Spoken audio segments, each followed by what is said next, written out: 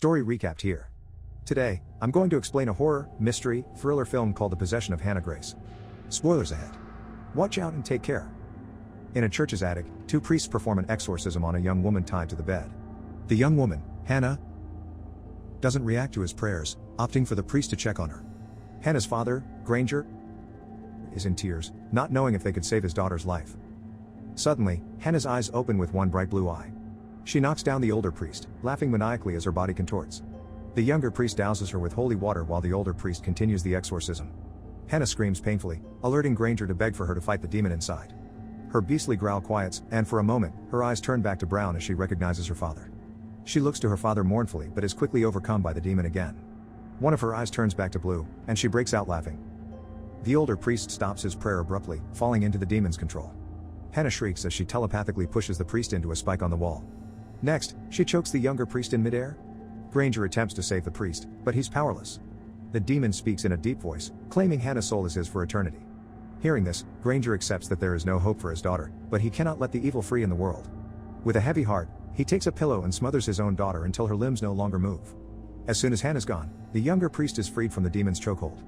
Granger grieves over his daughter, not noticing a fly landing on her hand, making her hand twitch. 3 months later, ex-cop Megan Reed lands a night shift job at the Boston Metro Hospital's morgue with the help of her friend, Lisa. Dr. Lewis gives Megan a tour of the facility and shows her how to take in corpses and document information from them. Working in a morgue at night has scared off many employees, but Megan is not bothered by the dead, believing that death is permanent.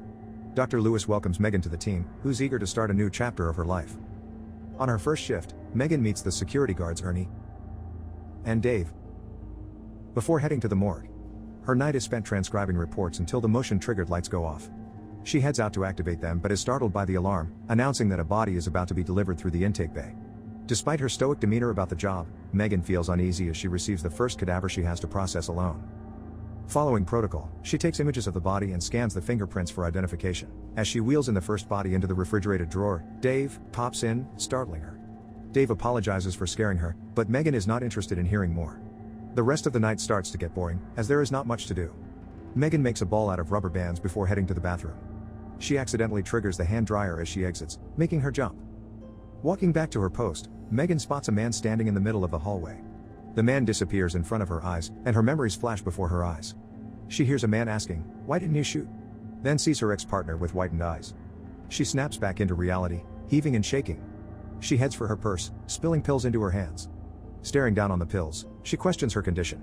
Her troubled past haunts her, but she refuses to be brought down by it anymore. Megan remembers sitting at group therapy, recounting the turning point in her life when she froze in front of a criminal. The man shoots at her but instead mortally wounds her partner. The guilt led her to turn to pills, ending her career and destroying her relationship with a fellow cop, Andrew. Andrew visits Megan the following day to get the rest of his things from her apartment. Here he learns about her new job at the morgue, which worries him. Megan, however, believes that working a night shift will keep her busy and out of trouble. The conversation turns into them blaming each other for their failed relationship, which ends with Andrew awkwardly leaving. That evening, Megan throws her makeshift ball at the wall to pass the time. The alarm blares, alerting her that a body is about to be delivered. She heads to the intake bay, but she only finds a hooded man who asks her to open the door. Knowing better, Megan refuses to let him in. When the man becomes aggressive, Megan backs away to the elevator and reports him to security. Not long after, the alarm alerts her again. This time, it's an EMT named Randy delivering a body. Megan helps him get the body off the ambulance, not noticing the hooded man slip in behind them and use the elevator. Megan learns that the body was found in an alley with a man still slicing her before escaping. Megan identifies her as Hannah Grace. Upon opening the body bag, Megan is horrified at the corpse's condition. According to Randy, there are traces of chloroform in her body, and that her injuries are post-mortem. Megan studies the body, appalled by its condition. Randy leaves her with Hannah, promising the newbie that the job gets easier. After Megan returns to the receiving room, the lights at the end of the hallway flickering on. Someone else is on the floor with her. Megan takes photos of the body, but the camera keeps failing to load the image. When she tries for the third time, the camera electrocutes her, forcing her to stop. Carrying on, Megan loads Hannah's fingerprints into the system, but it fails as well. As Megan wheels the body inside the drawer, the room starts to shake, causing test tubes to fall and break on the floor. Megan cleans up and gets scratched by the glass, leaving a drop of blood on Hannah's body when she secures it inside the drawer. Megan tends to her wound but stops when the drawer opens up behind her. She looks inside then closes it again. Suspicious of the events, Megan tries to log into the police department's database, but her account is already suspended. Megan uses Andrew's login instead, guessing his password as her name correctly. This allows her to pull up Hannah's ID and notices something that doesn't add up. She heads to the morgue and opens up Hannah's body bag, noting that her eyes are supposed to be brown, but instead, it's vividly blue. As she stares into Hannah's eye, a fly distracts her. She opens the bag further, revealing hundreds of flies come out of Hannah's body. But when Megan looks back, the flies are gone. She checks inside before zipping up the bag again and storing it inside. Heading back to her desk, she removes her coat and calms herself down. The sound of the elevator alerts her. Thinking it's Dave again, she calls him out, but there's no response. Megan looks into the morgue and finds Hannah's body is missing. The other door swings close, and she sees the body sliding down the hallway. Scared, Megan slowly peeks around the corner then hurries down the hallway, only to be attacked by the hooded man. He pins her to the wall and threatens to cut her throat. But Megan fights back, forcing the knife out of his hand before knocking him down. After grabbing the knife, she turns to fight, but the hooded man disappears. Megan rushes back to her desk, alerting security that the hooded man is inside. She searches for the hooded man and finds the doors down the hall shut as she turns the corner. Inside, she finds the hooded man ready to put Hannah's body in the incinerator. Megan tries to calm the man down, but Dave enters, distracting her enough to allow the hooded man to tackle her. Dave and Ernie grab and handcuff him while the hooded man pleads for them to destroy the body. He screams that Hannah is not dead just before he's taken away. Back in the morgue, Megan puts Hannah's body away, but the drawer opens as soon as she backs away. Refusing to believe in the man's claims, she opens the drawer and checks on the corpse again. Her phone rings, distracting her. Megan answers Andrew's call, worried about her after hearing that she got attacked at her job. While she's facing away, Hannah's body moves, and Megan notices that it has changed position.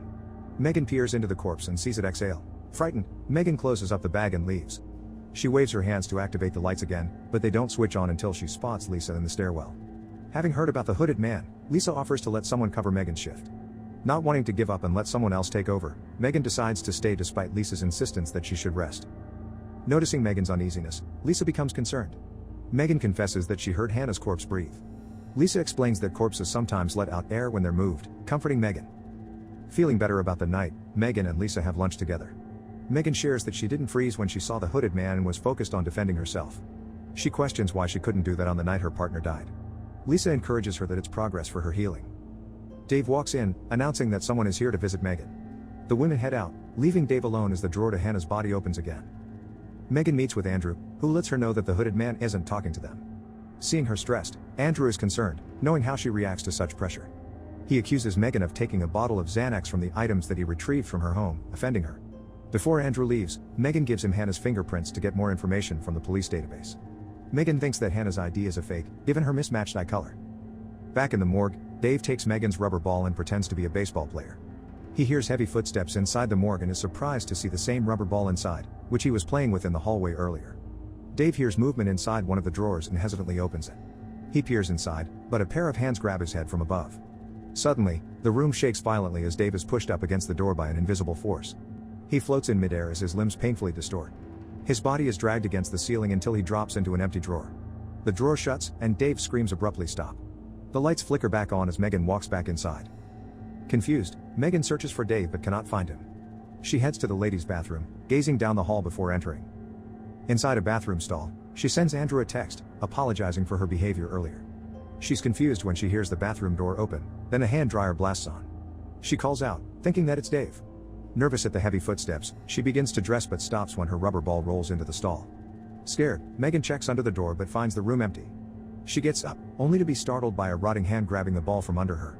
Megan shakes her head, thinking that she's delirious and imagining things. Slowly, she walks out of the stall, checking the other stalls before leaving the bathroom. Later that evening, Andrew reports that Hannah Grace has been declared dead for 3 months. With all the strange things happening tonight, Megan gets nervous at this discovery. She searches the web for Hannah, seeing a news report claiming she died after an exorcism. Her family and the church believe that a demon possessed her. Megan rechecks the body and notices that the gash on Hannah's side is gone.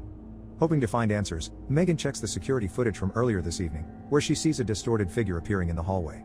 She goes for her pills but stops herself from taking them. Instead, Megan asks Lisa for help. She shows her the figure on the footage and explains the hooded man's claims about Hannah. But Lisa spots her pills and accuses her of relapsing. Lisa believes that Megan sees things due to her brain wanting her to retake the pills. She scolds her for believing in the illusion but affirms Megan that she trusts her enough to leave the bottle of pills with her. Lisa leaves, taking the stairway to have a smoke. While she's alone, blood drops on her hands. Looking up, she spots Dave from the upper stairs and heads up, worried that he's hurt. She finds the lifeless Dave standing in a corner then runs when Hannah's corpse scrambles towards her. Lisa reaches the hospital's rooftop, searching for the strange figure. The lights flash, revealing Hannah standing on the other side. Lisa is lifted into the air as Hannah approaches her. Her limbs distort in awkward angles until she drops dead. Back in the morgue, Megan receives an alert that Randy has brought in a new body. She refuses to help him this time, given that the hooded man slipped in earlier when she did. Megan shows Randy the corpse again, pointing out that the gash on her side is gone and that her arm is no longer bent. Megan shares her theory that Hannah is healing herself, given that she was supposed to have died 3 months ago after an exorcism and that the hooded man claimed that she's not really dead. Noting her skills, Randy wonders why she's even working the night shift at a morgue but drops the question upon seeing her reaction. Instead, he shares how he used to have a drinking problem until his son was born, giving him a reason to straighten out his life. Unbeknownst to them, Hannah's wounds continue to heal behind them. Inspired by Randy's honesty, Megan calls Andrew after Randy leaves. While she confesses that she did keep his bottle of Xanax, the elevator opens behind Megan and Hannah crawls inside, her body continuing to heal. Back at the intake bay, Randy places back the gurney inside the ambulance when he hears the alarm on his driver's seat door. He finds the door open and checks inside but sees nothing wrong. He gets in, checking behind to make sure that there's nobody in the vehicle. Once convinced, he starts the ambulance but runs over something while driving out of the garage. He looks under the car, seeing nothing under. His phone rings, but when he answers it, the connection breaks. The lights begin to flicker, and Randy looks around, hearing movement. Having noticed the elevator door close behind her, Megan checks the security footage to find that Hannah's body has crawled inside the elevator. In the parking area, Hannah's broken corpse chases after Randy, trapping him between 2 ambulances. Hannah crawls over him and breaks his neck. Megan reaches the parking area, desperately searching for Randy. But she's too late, she finds him lifeless in front of an ambulance. Andrew calls to warn Megan that the hooded man escaped. The hooded man ambushes Megan from behind, holding her at gunpoint as she takes him to the morgue to show Hannah's body. After everything she'd seen, Megan assures him that she believes him now. Trusting her, the hooded man reveals that he's Hannah's father, Granger, and he cannot allow the evil thing inside his daughter's body to win. Granger recounts how Hannah struggled with depression until the demon was able to get inside. That's when Hannah's color changed from brown to blue. Even after Hannah died in the exorcism, her body disappeared, leaving the people in the mortuary dead in her wake. He wonders why Hannah hasn't killed Megan yet. Megan prepares the incinerator, convinced that it's the only way to end it. But Hannah wakes up, touching Megan fondly before grabbing her neck. Granger breaks Hannah's wrist and throws Megan out of the way before getting pushed into the incinerator, burning alive. With the father gone, Hannah turns to Megan, who struggles to escape. She tries to open the doors, but her entry pass won't work. Megan runs to the elevators, which closes just before Hannah gets in. Taking a moment to breathe, Megan jumps when Hannah appears behind her just as the elevator doors open to the mezzanine. Megan struggles to walk, with Hannah still on her trail. Meanwhile, Andrew finds Megan's phone in the parking lot near Randy's body. He radios for backup but gets distracted when the doors to the intake bay open and close. At the mezzanine, Megan struggles to move, allowing Hannah to crawl up to her and put her to sleep. Downstairs, Andrew heads to the morgue, searching for Megan. Hannah hears him and drags Megan away. Andrew searches in the dark with only his flashlight to illuminate his way. He looks around, not knowing that Megan is inside the refrigerated drawers where Lisa's and Dave's bodies are as well. Outside, Andrew finds Ernie, who's searching for Dave. The two rush back to the morgue upon hearing one of the doors snap open. Megan has escaped from the drawers, warning them to flee. A screeching noise blares in their ears, and Ernie spots Hannah in a corner. The three run for the elevators, but Hannah catches Ernie and slits his throat, healing her own wound. She telepathically lifts Andrew in midair, stretching his limbs. Seeing herself back in the same situation, Megan refuses to freeze in fear. She stares down at Hannah, who is confused at her sudden bravado. Hannah backs away as Megan grabs Andrew's gun and shoots the creature repeatedly until she collapses. The lights explode, and Andrew falls to the floor, hurt but alive. After putting Andrew in the elevator, Megan checks back on Hannah, seeing that she's still on the floor. Knowing that it's not over yet, Megan tells Andrew to call for help as the elevator door closes. No longer afraid, Megan drags Hannah's body into the incinerator. With Hannah halfway inside, she grabs Megan, pulling her inside with her. Hannah screams in pain as Megan wrestles her off, closing the doors to finally end the nightmare. Tired, Megan stays in the morgue, throwing her rubber ball against the wall as the police finally arrive. Weeks later, Megan celebrates being 62 days clean. As her body heals, she jogs faster and feels stronger. She looks at herself in the mirror, spotting a fly landing on it. She swats the fly with her bare hands, knowing that nothing can stop her now. Subscribe to watch more videos like this. Turn on notifications. And leave a like, it really helps the channel out.